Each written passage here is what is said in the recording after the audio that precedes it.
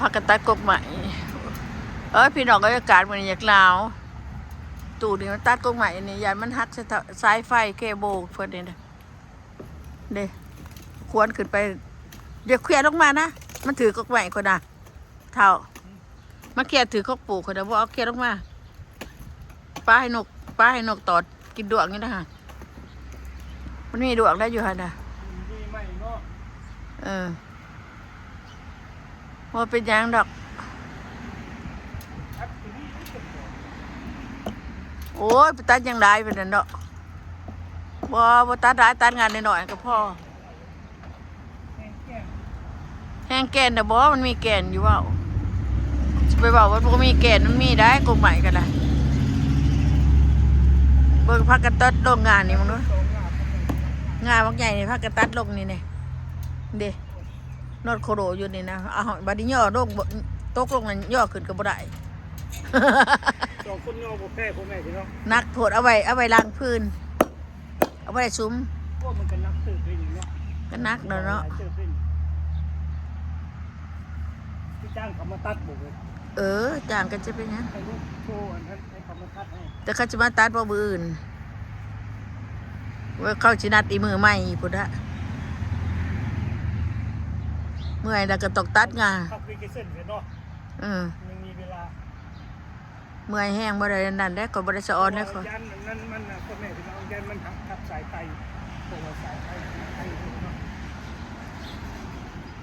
เดี๋ยวบางตัวเองก็แห้งหน่อยนึงแห้งน้อยพากันเฮ็ดช่องพ่อเมียนี่ก็ได้บ่แม่นว่าแห้งได้เด้อากาศมื้อนี้คือกันกับสนุสิลงเลยพี่น้องเนาะเย็นบ่อยๆแนวนี้นะเดี๋ยวปลูกมังใหม่มักตอกสิได้กินบ่พี่น้องแนวนี้นะยายบ่ได้กินดอกยายบ่ได้กินดีๆเป็นแบบ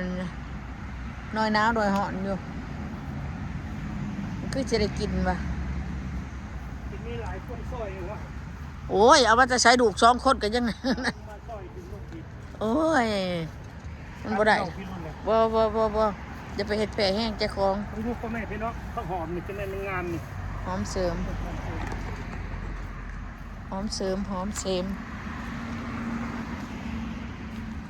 โอ้ฝนสิตกบ่ได้จังได๋นะเพราะมันเป็นแบบนี้พี่น้องนี่ก็ต้นมักพีดได้ขาถิ่ม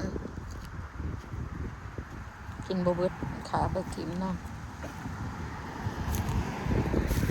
กระดอยว่าสิบ่มีบักแอปเปิลกินมีหลายอยู่ได้อถามเด้บักแอปเปิลบ่ทันใหญ่นี่มีหลายอยู่แต่ว่าสมหลอกดอกได้หลายดีเนี่ย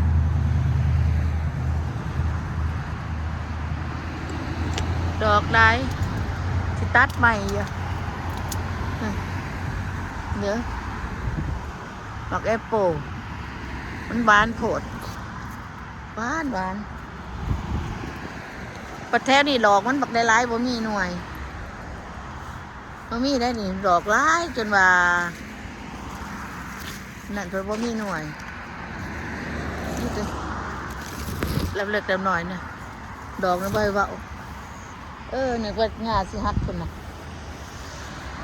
จนเดี๋ยวนี้เนาะแม่โปกูนี่บ่มีนี่เสียงานี่ดอกหลายคือหยังนี่หน่วย2 หน่วยนี่ก็กินบ่เบิดดอกหักแต่ว่าเป็นหยังคือว่ามันมีหน่อยๆว่าน่ะน้ำดุมนี่ผัดมีนี่งาดุมผัดมีงาเทิงบ่มีงาดุมนี่พอได้มีเยอะกว่าน่ะ4-5 หน่วยนี่แต่ดุมผัดมีหลายเติบอยู่นะเลยพี่น้องมันมาจดอยู่แถวนี้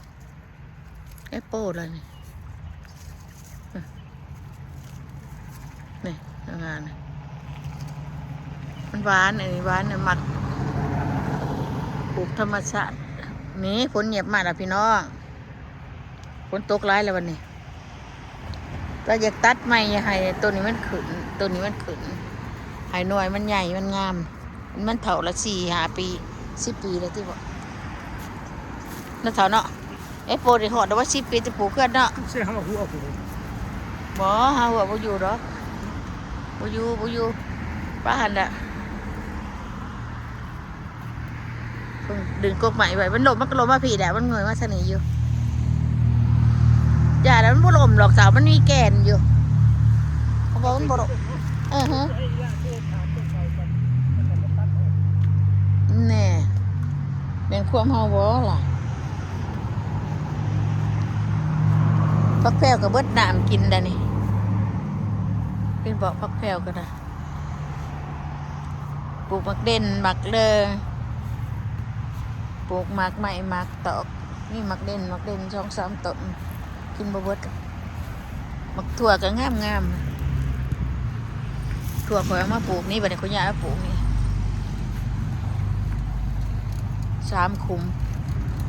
บักพริกนี่บ่ทันได้ปลูกเลยเราสิลองปลูกวันอาทิตย์นี่นะพริกขี้หนูโอ้ยยังนะฮันตัดฮะมันจะไปอยู่บ่ห้าหัวจะดันเท้าบ่อยู่ห้าหัวน่ะโอ้ยไปปลูกจะห้าหัวเพิ่งมวนมาสตุจะหน่อยเล็กหน่อยเวลาแกเอาเสือกเนี่ยว่าจะถือได้เสือกถือว่า2 เซน15 ดอนมันเสือโคกหนึ่งบ่มาดอกพ่อเฒ่าเอ้ยบ่มาดอกหันนะลองดูประเทศนะมันบ่มาดอกพ่อเฒ่าเอ้ยอันนี้ก็ไม่แค่เตียงวางเตียงเอาเตียงไปถิ่มแล้วก็เอาตัวไม้มาใส่นี่กระเด็บขอนี่สิเป็นดอกแล้วนี่คันบ่หนาวบางหันโอ้ยเป็นหมากแล้วหนาวกระเด็บแดงก็กระเด็บเขียว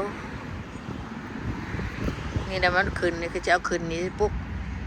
หาดหน่อยๆใส่นี่พอได้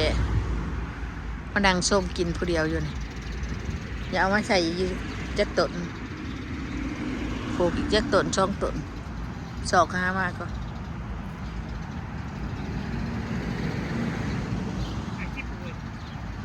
กระถ่ายคลิปเลยกระถ่ายคลิปเลยนะบอกโอ้ยมันดูได้ดอกถ่ายคลิปอยู่เพิ่นไปดึงจังผู้เดียวเพิ่น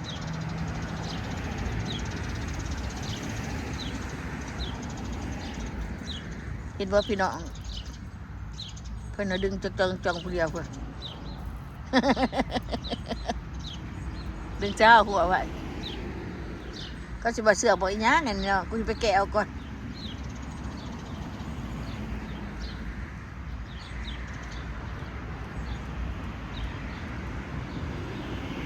ในกระบาดคนนี้จะต้นใหม่เลยพี่น้องตายไปนำยังก็มีตายก็มีก็หน่อยปลูกหลายๆอยู่เพราะว่าเป็นหยังจังว่าดันเอา จองไว้จะเหยียบได้ต้นกันนั่นน้อยๆของข่อยนั่นมันเป็นอันกระเทียมโทนได้ต้นหน่อยเขาจะไปขุดเอาอยู่หัวมาจะมันสีสุกสีแก่แล้วล่ะ ปัดศพเกี่ยวกับ เมื่อยแล้วเอาเปล่ามาจ้างเขาคือเก่าเสียเงินข่อยเด่นดอกอันนี้นะดอกไม้นี่พิติกัดเนี่ยดอกมันได้นี่ฮักว่าเห็นมันเป็นนั่นป่ะเขาก็คือเห็นแต่หัวมาปลูกอันนี้โดนลงมันคือบ่เป็นเบี้ยป่ะขนาดก็เบิ่งอยู่ได้ว่ามันบ่เป็นเบี้ย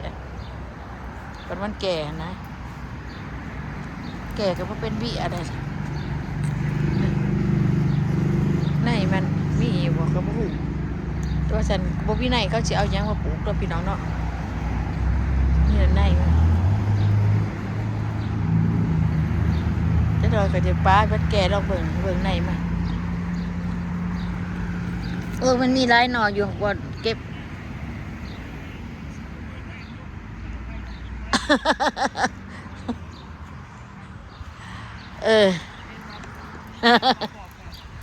พี่น้องกุ๊กใหม่อันคอยดีสิโดประทักไรนี่ไปบินมาบอกแล้วพี่น้อง มันสิลงถือสายไฟอยู่บ่ คือหรือบ่ถือเนาะ มีนมาบอกในเด้อพี่น้องเด้อถืออยู่ว่าดิเด้นี่สายไฟ ที่มันอยู่ทางผิด ก่อน เดี๋ยวพ่อแม่พี่น้องแต่ว่าสายไฟทางนี้นี่แต่มันก็ไกลกันตึบอยู่ไรแต่ว่าขน้อยวัดยันมันทับสายไฟหั่นน่ะนี่ มีนมาบอกในเด้อพี่น้องเด้อ เมนมาบอกหน่อยเด้อ ไก่บ่ได้ไก่ อืม ไปเบิ่งไก่ เห็นตัดบ่ได้ก็สิจ้างเขามาตัดให้แล้วขน้อยก็ตัดลง2 ง่าได้มื้อนี้น้อยเนาะ2-3 ง่า ไปให้เขานะ โอเคเด้อพ่อแม่พี่น้องขอบมกขอบใจเอาไม่เท่า ขอบใจกระชายก่อนเลยอัพพี่ก่อนนะ เออ ขอบคุณขอบใจพี่น้องตัดตรงใหม่เมื่อยนะเถาซ้อเถานี่ดิเอาอยู่ดีไม่แห้งสบายดี